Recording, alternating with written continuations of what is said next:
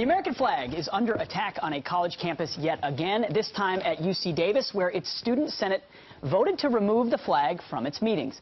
The bill stated, in accordance with the university, that the concept of the United States of America and patriotism is different for every individual. It should not be compulsory that the flag is in view at all times during Senate meetings. So here with more on this, campus reform contributor Cabot Phillips. What the heck is going on We've got patriotism triggering people now. And look, this may be shocking to many of our viewers at home, but for anyone that has stepped foot on a college campus in the past few years, they know this is the environment we have now, where students are coddled and almost encouraged to be offended by everything, in this case, the American flag, which ironically enough protects their very right to peaceably assemble. They're now trying to remove it. And some people might see this and say, well, it's just a harmless procedural thing they're doing to make the flag not necessary. But make no mistake about it, the American flag for some time now has been under attack, and American exceptionalism to its core is now being questioned, especially on college campuses. Very much so. We have a statement from the UC Davis senators and what they had to say about that. They said the bill only removed the mandate that the flag be at meetings, leaving it up to the members of the Senate whether they believe it to be appropriate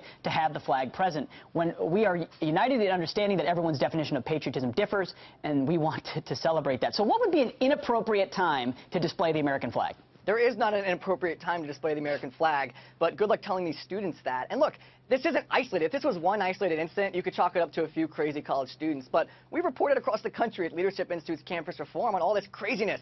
And the University of New Mexico, a student was almost punished. He was forced to remove the American flag from his dorm window for making some students uncomfortable. We saw, everyone remembers, up at Hampshire College, where the school, after Donald Trump was elected, removed their flag because students needed to have conversations about what the American flag stood for nowadays. And so, again, this is a concerted effort. And when you no longer teach that America is something to be proud of, as most professors are now doing, they're not teaching American exceptionalism. These are the byproducts of that, and it's almost hard to be surprised that we're seeing this. The irony is the student senator, we understand, who wrote this bill was recently naturalized as an American citizen. And we reached out to the author of the bill, and the university got no response. Yeah, no, Cabot, your point is well taken. This is not an isolated incident. And when you don't have citizens who believe in their country, how do you perpetuate a republic? It gets pretty difficult. Absolutely. And when you look at who these kids all voted for, most of these kids, they all love Bernie Sanders as their idol, and throughout his campaign, what was he doing? He was saying, look at Canada, look at Finland, look at Sweden, they're doing great. And so these students see those other countries and think America is no longer something to be proud of. That's right. Well, Cabot Phillips, thanks a lot for joining us this morning. We appreciate it. Thanks for having me on.